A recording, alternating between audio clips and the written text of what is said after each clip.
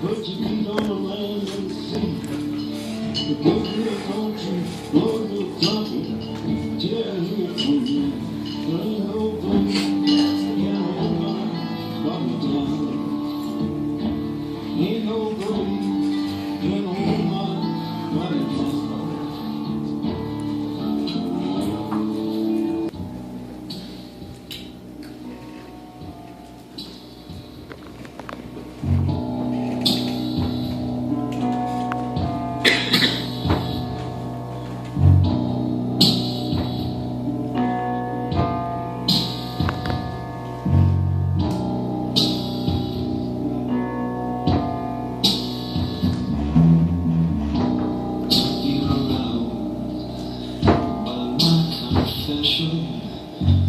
Unless you don't give a good goddamn about redemption, I know Christ is coming, and so I. You would chew it, the sexy devil caught your eye, she'll suck you dry, and still you cry to get back in her bosom, to do it again. She'll make you weep, then moan and cry to get back in her bosom, to do it again. Till I go blind, 'cause nobody ever survives. Trying to stand and rust until I can die a little longer. Saviors and saints, devils and heathens alike, she'll get you alive.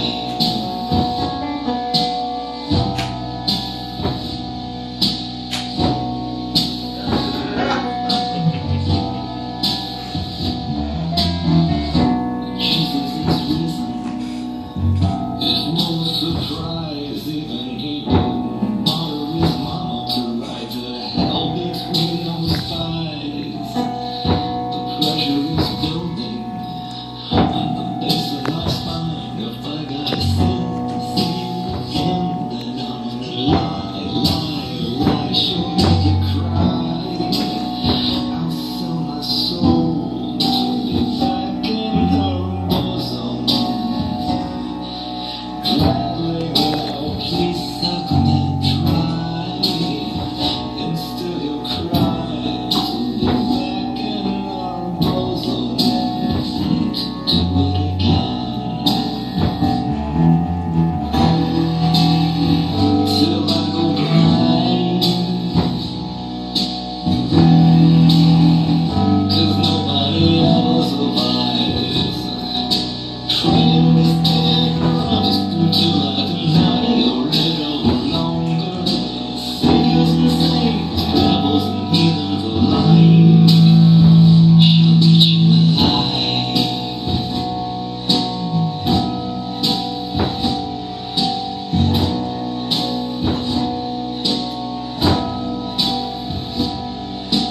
Puzzled and running my soul is pounding, the pressure is so overwhelming. Feelings steady, I'm ready to blow.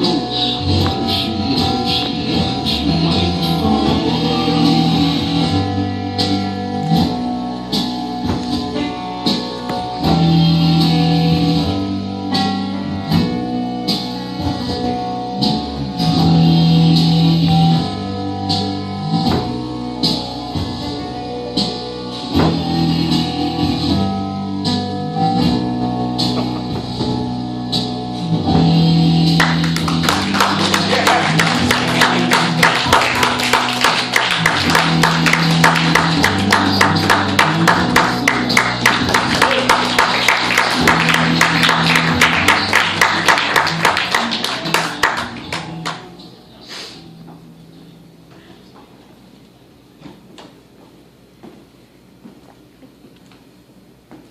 On January 9th, 1947,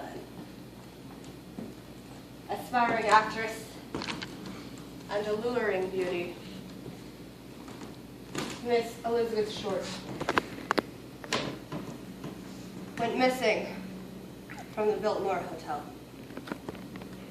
6 days later, on January 15th, a Los Angeles mother and her young daughter went for a stroll in Landmark Park in the Crenshaw district of Los Angeles when they stumbled across something. At first glance, it appeared to be broken store mannequin pieces in the grass. But upon closer inspection, however, they came to the morbid realization these were not store mannequin pieces at all, but in fact, the mutilated remains of one Miss Elizabeth Short. They called the police, who were quick to arrive on scene, but the reporters were quicker. You see, at the end of the 1940s, television was still in its infancy, but there were 5 major newspapers in the Los Angeles area, so competition between reporters was rather fierce. Upon arriving at the scene, they contaminated evidence and went on to intercept official police phone calls and used shady tactics to get information about the Dahlia, including calling her mother, recently bereaved but uninformed of her daughter's death, to tell her that Miss Elizabeth had just won a beauty contest.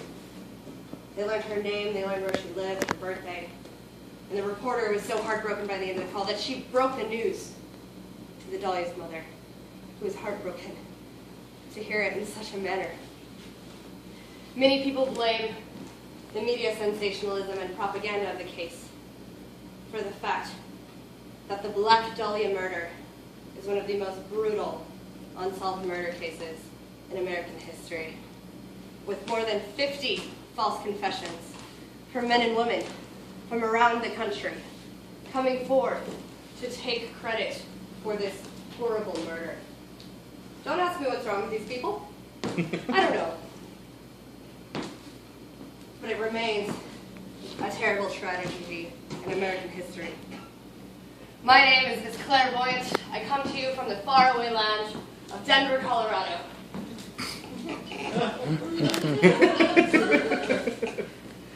I bring with me stories of snow, of ice, and legal marijuana.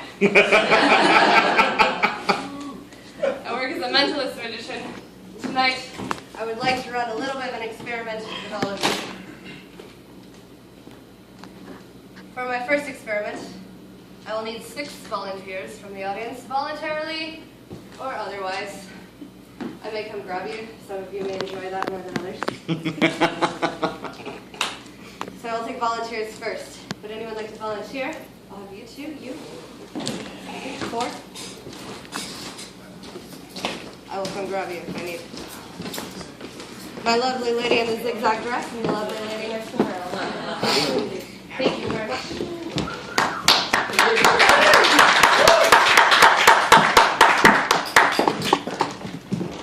A round of applause for my lovely, lovely volunteers.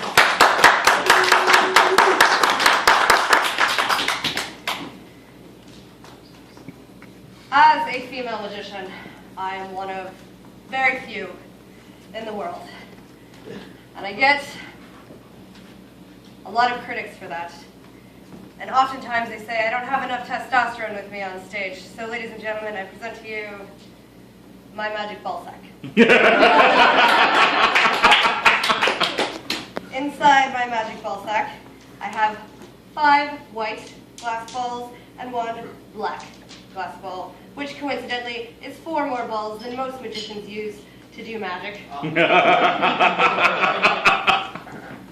we have 5 white, 1 black, 6 of you. In a moment, I will have you draw 1 marble from the bag. When you pick a marble from the bag, what I would like you to do is please hold it in your hands like this. Don't let yourself see it, don't let your neighbor see it, and definitely don't let me see it. That ruins the trick. In a minute, I would like you, please, sir, what is your name? Steven. Reach into the bag and pull out one of my balls. Anyone you like? Now I'm there. Fabulous. Sir, what is your name? Zach. Zach, will you please reach into the bag? Concentric. Yes, sir, what is your name? Josh. Josh, will you please reach into my vegetable. It's red and velvety. Please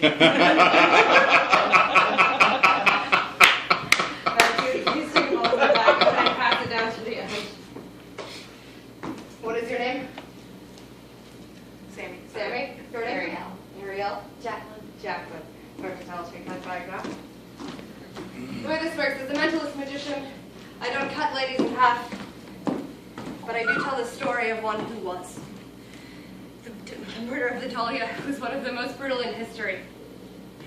She was severed in 2 pieces, drained of blood, her intestines neatly tucked beneath her. She was beaten, bruised, chunks of flesh removed from her skin, but perhaps most chilling of all, the cause of death, 2 lacerations from the corners of the mouth to the edge of the ears, and what is called the Glasgow smile, used by Chelsea headhunters in England, and eventually referred to as the Chelsea smile. Tonight, we have 6 people who have confessed to a murder. That was part of the stipulation. Sorry, I didn't mention it before. I gave You get less volunteers that way. The way this little experiment works. In a moment, I will have you pick at your marble. If you have a white marble, you are a false confessor.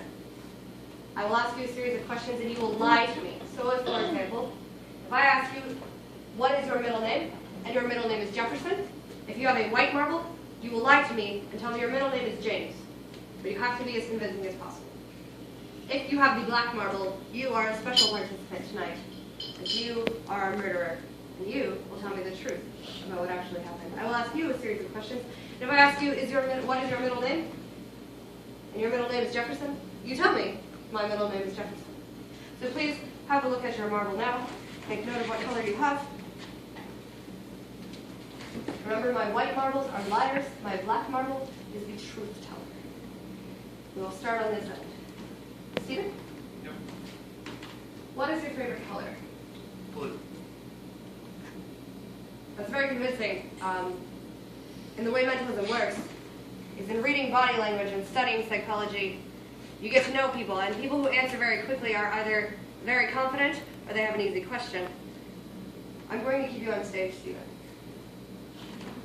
My dear sir, Yes. what is your favorite food? Turkey. See, this is a little bit of a different example because nobody actually loves turkey. Salted.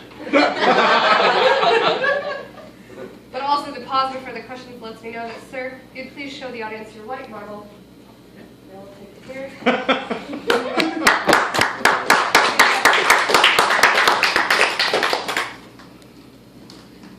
My dear sir, question for you. What town were you born in? Washington, D.C. He sounds a little unsure of that. But your smile after your oh, anyone to explain it. I'm going to keep you on stage for a bit. Miss Sammy. Sammy. My question for you. What type of car was your first vehicle? That was. Never know. The separation of the hands. I may never know, but in this case I feel slightly confident in saying, please reveal to the audience your white marble.